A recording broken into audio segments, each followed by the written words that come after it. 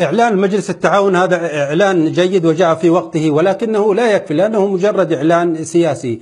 الحل الوحيد والمباشر للأزمة في اليمن هو الالتقاء بين المسؤولين السعوديين والمسؤولين في الإمارات في لقاء مصارحة وبشكل مباشر، والاتفاق على ماذا يريدون في اليمن. مهما تصرف السياسيون في اليمن أو في التحالف مع هذه الأحداث لن تحل الأزمة إلا بلقاء مباشر وصريح بين أبو ظبي وبين الرياض بشكل صريح حتى يتفقوا ماذا يريدون، لأن أجندة أبو ظبي في اليمن تختلف بشكل جذري عن أجندة التحالف وأجندة المملكة العربية السعودية، وهذا الكلام قلناه منذ العام الماضي. ولكن يبدو أن المملكة العربية السعودية لأنها حريصة على استمرار وقوة وتماسك التحالف لا تريد أن تبدي أو تظهر هذا الخلاف وتقوم بإجراءات يعني فيها كثير من المجاملة. واقترحت